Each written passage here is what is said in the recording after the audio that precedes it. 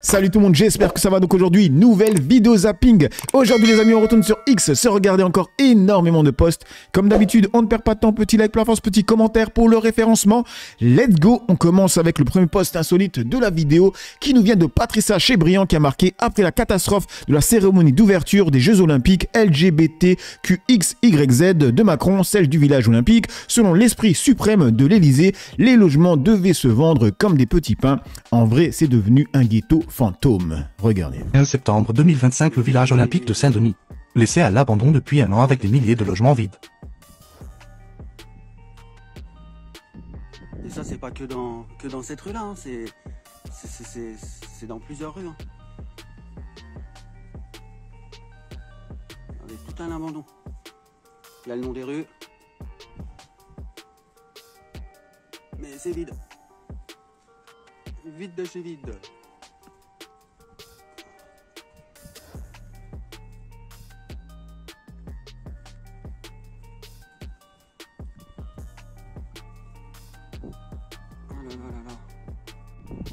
Complètement à l'abandon. L'herbe elle a pas été tondue depuis un an mon pote, depuis le départ des athlètes, c'est incroyable. C'est carrément Walking Dead le délire.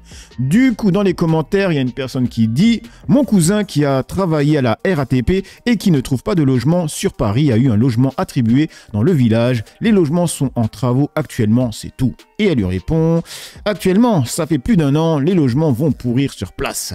Et on passe sur le post de Ben avec Adé Laurent qui a un message important pour Booba. C'est marqué: préparez-vous à voir Booba faire un pressing intensif sur Adé Laurent dans les jours à venir. Booba, si tu m'écoutes, on te demande, hein, pas moi qui parle de toi, on te demande. Artistiquement, j'ai rien à dire. Génial, frérot. T'es génial. Je te dis honnêtement, t'es un artiste hors du commun. Ça fait 20 ans que tu nous divertis. J'ai écouté tes sons, j'avais 16 ans. J'ai écouté tes sons à la salle de sport, au basket, en cours. T'as été dans mes oreilles pendant très longtemps, frérot. Je suis honnête avec toi. Maintenant, là, le domaine que t'as pris un petit peu, notamment sur Twitter, ça te regarde, mais je trouve pas que ça soit une bonne porte de sortie pour toi, c'est ce que je pense. Hein. Mais tu vois que il est à Miami, il est loin, il est un peu seul, il a de très beaux enfants, par contre les gars, je pense que c'est un bon père, mais je pense qu'à partir de 15h, quand l'école est finie pour ses petits, qu'il rentre dans sa villa à 15 millions de dollars, et qu'il est tout seul devant sa piscine, il se fait un peu chier. Donc, il va sur Twitter, et il harcèle tout le monde. Bah, il se fait chier à Miami les gars, je vous le dis honnêtement, il se fait chier. Il s'ennuie. Je peux comprendre, ça fait combien de temps qu'il habite là-bas, il n'a aucun contact avec l'extérieur, avec les Français, etc. Mais je sens que il y a une petite, je pense qu'il s'ennuie, ouais. Il s'ennuie, donc prise de parole instantanée sur Twitter, harcèlement à toute patate, bien sûr, harcèlement. Booba harcèle, évidemment. Bien sûr. Alors il y a des choses qui sont vraies, hein, il y a des choses qui repartagent qui sont vraies, mais tu vois que c'est dans le but d'harceler, et tu vois que c'est un peu malsain, je trouve. Il y a énoncer des trucs, relayer des choses, et relayer pour harceler, et pour faire du mal. Et je sens que lui, c'est un peu dans ce délire-là. Tu comprends? Il n'y a pas vraiment de réflexion, tu vois que c'est pour faire mal, tu vois que c'est pour repartager. Alors là, je pense personnellement que Adé Laurent n'a pas tort quand il dit que Booba se fait tellement chier devant sa piscine qu'il va sur Twitter pour clasher la terre entière. Ça, c'est vrai. Mais ce qu'il dit pas, c'est que c'est Booba qui a mis en lumière tous ces influenceurs qui arnaquaient la terre entière depuis Dubaï. Ils se faisaient des millions. Il les a terminés au point que les mecs, maintenant, ils sont sur TikTok à faire des lives et demander des dons. Et ça, c'est réel, d'accord? Du coup, les gens pensaient que Booba allait le terminer, mais Booba a d'autres problèmes. D'ailleurs, Booba a répondu, il a dit: non, il est gentil, Adé Laurent, c'est un bon. Je n'ai plus d'avis à donner, je me suis fait virer du bus, j'avais pas de ticket. Attendez, ça s'est lancé. Voilà, et pourquoi? Parce qu'il a de petits problèmes, Booba. Donc c'est marqué: le rappeur Booba sera jugé prochainement à Paris pour injures racistes et cyberharcèlement. Il y a quoi d'autre? Booba, 48 ans, sera jugé prochainement à Paris pour injures discriminatoires envers un journaliste et un essayiste et pour cyberharcèlement, a indiqué le parquet jeudi. Le rappeur est déjà aux prises avec la justice dans un dossier de cyberharcèlement au préjudice de Magali Berda. Donc il a d'autres problèmes, il a d'autres chats à fouetter comme on dit. Et on enchaîne avec ce post post de 7 à 8 avec Omar Sy qui réagit à la fake news de Valeurs Actuelles sur lui. Vous croyez que ce sont vos prises de position crispantes pour certains, donc, qui vous ont valu d'être au cœur d'une fake news cet été diffusée par le magazine Identitaire Valeurs Actuelles? Bien sûr, évidemment. Je rappelle, donc, Oui. ce magazine a affirmé que vous aviez eu une violente altercation avec des agents de la SNCF parce que vous refusiez de museler votre chien dans un train. La SNCF a dû publier un démenti que vous avez reposté sur le réseau. Pourquoi le reposter? Juste pour montrer, en fait, parce qu'à ce moment-là, ils racontent cette histoire qui est complètement fausse et tout ça. Ce truc-là s'envole un petit peu, mais c'est toujours un petit peu pareil. Dès que mon nom est quelque part, ça s'envole assez vite. Et comme l'époque d'aujourd'hui, ça s'envole très vite et ça retombe aussi vite. Donc on sait que c'est que du passage. Et puis je sais aussi que moi, ça m'affecte pas personnellement, ça n'a pas d'incidence sur ma vie. Puis ces gens qui sont crispés, finalement, c'est eux qui ont un problème. Et ma vie va bien. Et je pense que c'est aussi ça leur problème. Donc maintenant, ça vous c'est repostez arrivé. parce que ça laisse pas indifférent encore. Non, je poste Ouais. parce qu'en fait, bah tiens, voilà, j'ai rien besoin de Ouais. dire, c'est la SNCF qui le dit. Moi, j'ai pas ouvert ma bouche et la justice de Dieu est toujours opère toujours. Donc voilà, la vérité finit toujours par sortir. Comme on dit, le mensonge prend l'ascenseur, la vérité prend l'escalier. Ça prend un petit peu plus de temps, mais à un moment donné, ça sort. Et je pense qu'en France, on est dans un climat un peu tendu et que ces crispations, elles sont de plus en plus nombreuses, mais je dirais surtout de plus en plus fortes. Et on les voit maintenant dans une certaine presse. Et je pense en plus que ils voulaient même pas faire une fake news. Je pense juste qu'en fait, il y avait même pas lieu de faire une enquête. Puisque c'était moi, avec ce que je suis et ce que je peux représenter, ça ne pouvait être que vrai. Et puis surtout, ça leur plaisait tellement de pouvoir raconter ça de moi qu'ils y sont allés à fond en essayant de tacher ma chemise. Mais messieurs, dames, elle est toujours aussi blanche. Voilà. Et on passe sur le post d'Elodie qui répond à France Info, c'est marqué « Éric Zemmour définitivement condamné pour des propos racistes en 2019 ». Et elle dit, en parlant d'Éric Zemmour qui est raciste, vous vous rappelez de ça? Ah ouais, avec David Guillaume. Non, attendez. Vous insultez de très nombreuses Françaises et de très nombreux Français qui aujourd'hui soutiennent Éric Zemmour. Si le débat c'est pour arriver bim il est raciste, ça va pas être très intéressant. Alors, c'est pas. Moi, je vais vous rassurer. Non mais attendez, intellectuels, je vais vous rassurer. que ça peut être intéressant. Voilà. Si on part comme ça, ça va pas. Mais parce que je préfère vous rassurer, c'est pas un anathème, c'est une condamnation pénale qu'a reçue Monsieur Zemmour. Quand vous êtes jugé pour incitation à la haine raciale, je suis désolé. A priori, il y a des gens qui peuvent penser que vous êtes raciste. Vous voyez. Ou pour incitation à la discrimination religieuse. Il y a des lois iniques dans notre pays. Il y a des lois iniques dans notre pays qui cherchent à museler. Pour vous, ça vous dérange. Soyons clairs. Oui, ça vous dérange. Essayez de dire qu'Éric Zemmour est raciste. Vous connaissez l'histoire de sa famille? Vous êtes dingue. Dites qu'il est... Du coup, dans les commentaires, chère madame, être condamné par des collabos démontre qu'on est sur le chemin de la vérité. Il a été condamné par la loi. De quoi il parle? Du coup, on passe sur ce poste, et là c'est Jean-Michel Apathy qui réagit à la condamnation de Éric Zemmour. La Cour de cassation vient de valider un arrêt de la Cour d'appel rendu l'an dernier contre Éric Zemmour après une longue procédure. En septembre 2019, devant une convention de la droite, Éric Zemmour a fait un discours horrible, raciste, qui avait effrayé tout le monde. Et il est condamné, définitivement. La Cour de cassation valide donc ce que disait la Cour d'appel en 2024, incitation à la haine raciale. Donc, Éric Zemmour est raciste, c'est officiel. Voilà. Éric Zemmour va continuer à être invité dans les médias. Voilà. Parce que le racisme, c'est un délit, mais les personnes contre lesquelles Éric Zemmour exerce son racisme ne sont pas jugées suffisamment respectables pour qu'on arrête d'inviter Éric Zemmour officiellement raciste. C'est bien. Du coup, dans les commentaires, bravo Jean-Michel. Jean-Michel Apathy, lumineux comme toujours, en 50 secondes, tout est dit, bien fait. Et les mecs, regardez. Donc, rappelez-vous, je vous avais montré cet article du Parisien. Donc, le prénom d'Absatoussi insulte à la France. La Cour de cassation confirme la condamnation d'Éric Zemmour. En 2018, Éric Zemmour avait qualifié le prénom de l'ex-chroniqueuse du groupe Canal+ d'insulte à la France. La Cour de cassation a validé sa condamnation pour injure à caractère raciste. Le mec, en fait, il a que des condamnations. C'est une dinguerie. C'est quand même marrant de voir des gens comme Éric Zemmour ou les personnes du RN avoir énormément de condamnations et dire qu'ils se battent contre la racaille. Ouais. Du coup, on passe sur ce poste de Kunta Vanekintes avec le référendum de Villiers. Donc, c'est marqué trop fort les fachos dans les magouilles. La pétition de Philippe de Villiers, référendum sur l'immigration, est donc une arnaque malgré la pub qu'elle reçoit des médias Bolloré. Ils ont besoin de gonfler les chiffres car n'importe quel bozo peut la signer plusieurs fois. Et ça, vous allez le voir, je vais vous montrer une séquence. On écoute. Cette extrême droite anti-immigration, elle est très active en France également. Philippe de Villiers a lancé une pétition sur les réseaux sociaux, une pétition pour réclamer un référendum sur l'immigration, pétition qui a déjà recueilli 900 000, près d'1 million de signatures. On va en parler avec vous tout de suite, Raphaël Grabli. Vous allez nous aider d'abord à décrypter ce qui se passe sur les réseaux sociaux. 1 million de signatures, c'est énorme en l'espace de quelques jours. Alors le chiffre, effectivement, 1 million de signatures revendiquées, c'est impressionnant, notamment parce que cette pétition a été mise en ligne il y a 10 jours. Après, il faut prendre quelques précautions. Il y a aussi une comparaison qui est faite, notamment avec la loi Duplon. C'était 2 millions de signatures.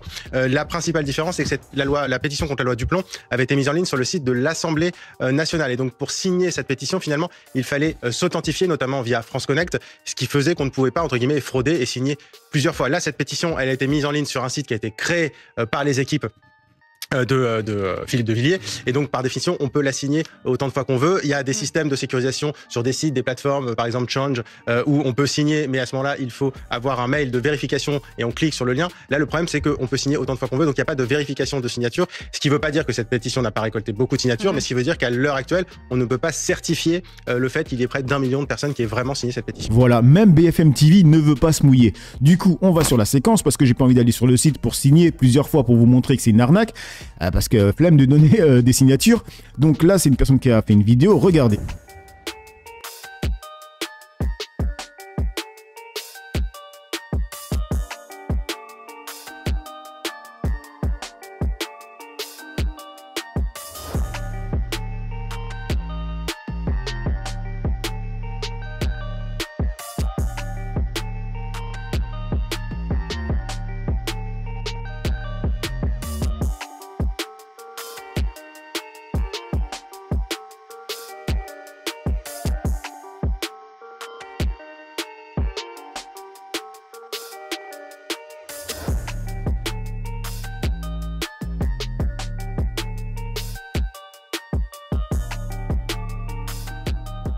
Donc on peut bien imaginer une personne bien raciste qui va signer plusieurs fois. On enchaîne avec le post de Ahmed et c'est marqué « On vit bien au Népal » sur scène. Les journalistes qui font mine de découvrir le train de vie du gouvernement mais qui omet de parler de leur déduction fiscale à 7 650 €. Attendez, j'ai la liste. Plus 18 000 € de taxi, téléphone, courrier. Ah donc c'est pas pris dans l'enveloppe. Plus 15 000 € pour vous équiper en informatique. C'est pas dedans non plus. Plus les transports, avions, trains, gratuits, en première classe. Mais alors il reste quoi dans les 5 ou 6 000 €? Attendez, non mais je vous pose la question. 5 000 € de stylo Attendez, je vais aller plus loin. Il y a eu un rapport de la Cour des comptes qui a presque 10 ans, 2016. Et ils ont documenté qu'au Sénat, il y a une cagnotte d'1 milliard 300 millions d'euros. Et prends l'argent. C'est-à-dire, en fait, c'est pas de l'argent volé, je vous rassure, c'est tout l'argent accumulé par le Sénat qui est bien géré pour le coup et qui n'est pas dépensé chaque année. Mais il le garde officiellement pour payer les retraites des sénateurs. Mais pendant ce temps-là, l'État continue à donner 340 millions d'euros tous les ans au Sénat et à peu près autant, un peu plus même, à l'Assemblée pour le fonctionnement. Franchement, les amis, à chaque fois que je vois sa tête, je pense à une réplique dans un film, dans Scarface, quand il dit un hassa. Est-ce que tu sais ce que c'est qu'un hassa, Franck? C'est un porc qui ne vole pas droit.